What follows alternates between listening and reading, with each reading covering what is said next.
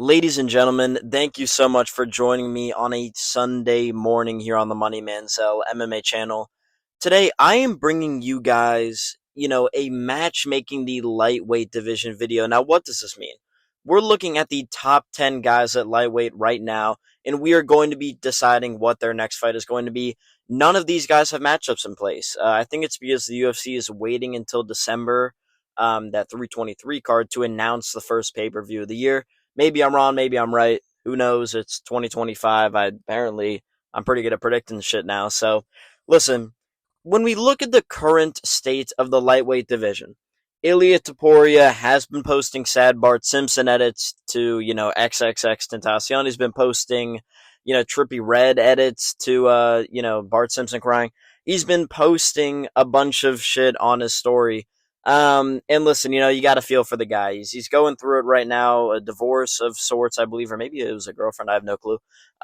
He did hire his own paparazzi to ask him a bunch of questions so he could aura farm around them. Which, we would all do that if we had a high profile breakup, but it is what it is. So Ilya Taporia is in the gym. He's in his winter arc. He's going to prove her wrong, and make her regret ever leaving him.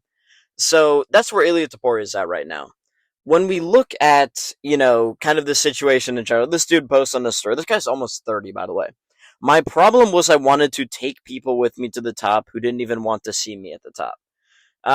Brother, who the hell are you taking with you to the top? He acts like it was a charity case. Dog, you're dating like a supermodel. I like Ilya a lot, but brother, you're acting like this is like a random girl you found on the street, and you were like, oh my god, man, I took her to the top, and she didn't want to see me win. Brother, she was like a supermodel. I don't think she really cared that much, to be honest with you, but you can't find your wife in Miami. Fucking apparently the Nelk Boys were right about something, my favorite political YouTube channel. Now I will say this entire situation reminds me all too well of the Brian Ortega Tracy Cortez situation. Let's take a look at what Brian Ortega said on Twitter after Tracy Cortez and him broke up. Brian Ortega states, "Everyone out here talking about I fumbled. Y'all must not know the rules of the game. When you drop the ball on accident, that's a fumble. But when you throw it away on purpose, that's called a complete pass. Top G shit. Brother, you're 34 years old. You're 34 years old. You just lost like the baddest girl in the UFC. You're talking about when you throw it away, it's a complete pass. And to add on top G shit afterwards, you're pushing 35 years old. Shut the fuck up, dog. That is the funniest fucking tweet I've ever heard in my life. This is like when Tracy Cortez was posted up with like Paulo Costa afterwards. You know what I mean? You go from Brian T. City Ortega to Paulo Costa. I don't think you're regretting your decision there. But listen, man. Interesting state of the lightweight division. You look at the rest of the lightweights, right? Arman Sarukian just won on Saturday. He was probably eating big croissants and big coffee to celebrate along with the big grapes. He is still a dumb human being. He did try to headbutt Dan Hooker at the weigh-ins, which, to each their own, I guess. If you want to fucking get up close and personal, then do it. But really, really dumb decision. I hope he doesn't do that in his next fight, because he could legitimately get a fight called off if he created a cut or anything. But it is what it is. Arman's doing his thing. It was a great win on Saturday, so Arman's in a pretty good spot. The rest of the lightweight division. Justin Gaethje has been getting blackout drunk on the golf course. He's looking a little fat, looking a little chubby in the face. He already had a certain type of syndrome, and now it kind of looks like he's developing fetal alcohol syndrome. But shout out Justin Gaethje, living his best life, really, at the end of the day. You can't blame him. We got Chris Griffin, has been sitting around since April. No clue what his long-term plan is. And then you got Charles Oliveira, who we all love and respect. Shout out Charles for winning in October versus Mateusz Gamrot. We've got an interesting fight lined up for him. So, listen, you look at the lightweight division. Oh, yeah, I forgot about one more guy. Max Holloway. By the way, this was 7 years ago on Reddit. Someone said, I love Max Holloway. Didn't anyone else hear him talk and think he shouldn't fight anymore? They were calling for his retirement due to CTE at 27. This guy has only gotten worse since then. Play the fucking clip of this dude reacting to whatever that title fight was where he's on his couch. Slow-mo. Slow-mo. Yeah, that's a tough watch right there. Shout out to Max Holloway, though. He's been kind of autism maxing in his free time. Let me tell you, this is a guy there's going to be some brain damage, I think, there. But, prayers to his family, respects to him. We got an interesting fight for him too. We've got a lot of interesting fights at lightweight, and we got to get into them, man. So listen, the lightweight championship of the world, I believe this should take place in January or February, and then we move the winner of this onto the White House. I don't think we need to wait here. I believe that the title fight here should be Ilya Taporia versus Arman Sarukian. Listen, very, very simple logic here. Arman Sarukian is the clear number one contender.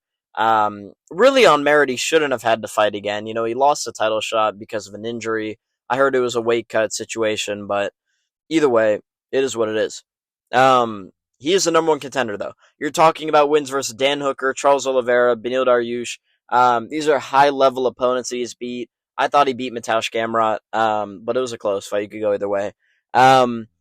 Overall, though, this is the most intriguing matchup, right? I don't want to see Paddy Pimblett Ilya. I know it's a big marketing thing. You'll get casual fans behind it, but I think Ilya Taporia fucking smokes Paddy Pimblett. He's not a better grappler, not a better striker, not more powerful. There's nothing Paddy does better than Ilya. Genuinely, there's nothing he does better. Now, in terms of Gaethje, Gaethje's always going to have a puncher's chance, but he'd have to fight with that reckless abandon we remember from 2018, and he doesn't do that anymore. It's more controlled chaos, as fucking Joe Rogan reminds us every single broadcast. He's fighting with a new style, man. This is a dangerous Gaethje at 40 years old. And then any of the other guys there, I don't really want to see. I would like a Max Holloway rematch after Holloway's next fight. I think that's a very, very interesting fight, especially if Holloway gets past his next opponent. But yeah, overall, this is the highest skill matchup you can make. I would say this is higher skill than JDM versus Islam. These are two guys who are well rounded, literally everywhere. Two definitions of perfect fighters. Are great on the feet, great on the ground. Ilya is going to have a power advantage. Arman is going to have a grappling advantage. It will be a hell of a fight, and I think you could sell the shit out of this. You could travel around the country doing this fight. I don't think that these dudes love each other too much, so there's a storyline there. And as much as people want to do Paddy versus Ilya, let Paddy beat someone else in the meantime. Prove that he's a high level guy. And I think this is the championship fight to make. So we have the championship and the number one contender figured out right now. Let's move on to the BMF title fight. This is going to be obvious here. I think everyone's been calling for this. There is no other fight to make for these two guys. Charles Oliveira, Max Holloway. I'm going to give a nuanced opinion here. And listen, this is my opinion. It doesn't have to be yours, but I'll make a case for it. I do not want this fight to be at the White House. Regardless of what your politics is, whatever, that doesn't matter for the sake of this. If the White House event truly is going to have less than 4,000 fans there, and a lot of it is comped tickets to congressmen, to just kind of rich people, friends of the president, friends of Dana White, whatever else, this should not be a fight that's fought in front of them. This is kind of like a Hunger Games gladiator thing if you throw these dudes in here. You know what I mean? This is a fight that hardcore fans should want to go buy tickets for, and it's the main event of the pay-per-view. Charles and Max Holloway is a main event of a pay-per-view. You go to Hawaii for this? You go to Brazil for this? Are you kidding? That wouldn't be one of the most sold-out fucking arenas of all time. People in the streets screaming at each other, probably fighting. You know what I mean? It's a good pay-per-view if people are fighting in the streets before and after the event. That's what we would get here. I think if you do this at the White House, it's too Hunger Games-esque. I think the White House event should be America versus other countries. You know what I mean? And I get it. Max Holloway's from Hawaii. He's from America. He's from America. But this is a fight that I think the real fans of the sport should appreciate. And I don't think a lot of those people getting tickets are real fans of the sport. They're not people that are regular people that are spending their rent money. They're spending their salary for a month on tickets to an event because they want to get away for a little bit. And it's why I think this fight should not take place at the White House. I don't know where it should take place. I think Brazil would be fucking awesome if they have a pay-per-view in Brazil coming up anytime soon in the next few months. Oliveira took no damage versus Gamrot. Holloway took, he went to war with Poirier, but it was in July. We're past that now. I think that's when you should do it. And honestly, dude, if you do that in February or March, you could turn one of them around for June if it's not too crazy of a fight, but it probably will be. I don't know. I think the White House event should be a card for casuals. You're putting Connor on there. You put fucking John Jones on there. You put Bo Nickel up there, O'Malley, those kind of guys. You know what I mean? That's what we can do at the White House. I don't want to get too concerned with putting Oliveira and Holloway there when that's kind of wasting a main event of a pay per view that's a non technical title fight. That's just my opinion. Let me know down below if you agree with that opinion. I think save the White House for kind of that America versus the world mentality, but who knows, man. I like this fight in general, though. I don't know who the fuck wins. I guess I should probably break down these fights too. For the sake of Ilya and Arman, I would favor, and this is going to be interesting. I would favor Ilya. Arman has been rocked in fights before. I think his grappling is going to be a big advantage, but I think Ilya and his brother have shown that they are very good grapplers. And I don't know. That's a very 50-50 fight. I don't know if I can give a prediction on that. This one, I favor Max Holloway. Oliveira does have power on the feet, but he's so hittable. And Max at 55 carries serious power. We saw that in the Poirier fight. We saw that in the Gaethje fight. He cracks, and I think Oliveira is too hittable, too crackable, if you will. And I don't know, man. I'm going Holloway in this one, though. Next up, Justin Gaethje and Paddy Pimblett. This is the fight that makes sense to me. Just personally, I think that where these guys are on the ring, I think they're number 4 and number 5. Gaethje's coming off that win in March versus Fiziev. Paddy is coming off the win in April versus Chandler. Their schedules line up. Both of them need to lose some weight in the meantime. Paddy's got to lay off the fucking cheeseburgers, and Gaethje's got to get off the golf course for a few days. Yeah, man, listen. I like this fight. It's a fun matchup. Gaethje's probably going to fucking retire. I'll be real with you. I think Gaethje's going to retire. Or he's going to come back at like 39 and be like, I'm making one last run at the belt. You know what I mean? But yeah, man, it just sucks that Gaethje's doing this whole thing where he's like, I deserve a title shot. And I get it. You did the UFC a favor when you could have gotten the title shot a couple months later. But ultimately, if you were so deserving of a title shot, guess what? You should beat the guy who was a featherweight beforehand. You know what I mean? If you were so good that you were going to legitimately give a threat to Islam, which you would not have, by the way, Islam would have smoked Gaethje. Then you should have been able to beat Holloway. You should have been able to prove I am the best in the world. Nobody can beat me. Ultimately, if you lose that fight, especially in the way he did, where he was dominated the entire time and then knocked out, um, you don't deserve the title fight. So I don't think it's like the UFC owes you. You know what I mean? You took Fiziev on short notice. You won the fight. Congratulations. It was a close fight. Not enough for me to be like, oh my god, man, nobody should be above Gaethje here. It just Gaethje's mindset about this is silly. Him and Kamaru share the same opinion. I don't get this whole sitting out or I retire thing. There's no leverage there. The UFC would be happy to let you retire. Otherwise, take a fight in Colorado. You know what I mean? Do a fight night main event. Obviously, this could be the co-main or feature fight of a pay-per-view, no problem. But you could do a crowded fight night main event of Gaethje and Pimblett title eliminator. Gaethje's a win for Paddy, where I'm like, okay, title shot next. Paddy is a win for Gaethje, where I'm like, you know what, man? If Charles and Holloway takes a while, and maybe there's, it's a war and they're bloody, and we need someone in the next 4 or 5 months, do Gaethje. You know what I mean? I think that you can't have like a fucking crusader or like soldier tattooed on the right side of your body, like I'm looking at Gaethje here, and not fight more often than just claiming that you're like die before dishonor and you're waiting around to either fight or retire. I feel like that's not the same mindset. So I hope they make this fight. I think if this happens, I would favor Paddy, but Gaethje could get this done. Paddy's very loopy in his striking. Gaethje loves to throw that uppercut. If Paddy tries to shoot at the wrong time, it's there. I do think the wrestling will play a factor. Paddy's very talented on the ground, more so than anyone gives him credit for. His chin's up in the air. Gaethje's got a chance. I would take Paddy here, but no guarantees. I'd have it like a 55-45 type of percentage point for Paddy winning this fight. So, exciting one in the lightweight division. Next up. So, I'm kind of going in order of who I think is kind of closer to the title shot. And I think Benoit's only a fight or two away. I'd say 2 fights away for Benoit. I think Benoit needs a win in this next one and then a number 1 contender fight. You guys know I'm a big fan of Benoit. He's in the fucking header of the channel here. And for Benoit, he's in a very weird situation because looking at those matchups, he's kind of left out in the cold. There's nothing for him. If you've got Paddy and Gaethje matched up, if you've got Holloway and Oliveira matched up, Arman's got an opponent. I don't think at this point he's going to take the Gamrot fight because Gamrot's coming off a loss versus Oliveira. I don't know if that fight makes a lot of sense, and he's a guy that's going to want to really jump forward in this division. I do think there is a fight that's entertaining. There is a featherweight currently that has been talking about wanting to stay active, a featherweight who needs another name on his resume to prove that he really should be the number one contender at featherweight. And if featherweight's stagnant and he wants to go to 155 to prove something, and it would be a good name for Benoit Saint-Denis to make a case for a title shot, I think you do Benoit Saint-Denis versus Lerone Murphy. Lerone Murphy has been tweeting out the past 2 days that he wants to go to 55 for a shot, or not a shot, for a fight in the meantime to stay active. Because the dude's like 35-year-old fucking prospect. It is what it is. You know how I feel about that. Um, but listen, you're in kind of the back half of your prime. If you're Lerone Murphy, you want to stay active. I understand this, and I think this fight's very sellable as a main event. I don't know about going to Paris. I don't think they do that until September.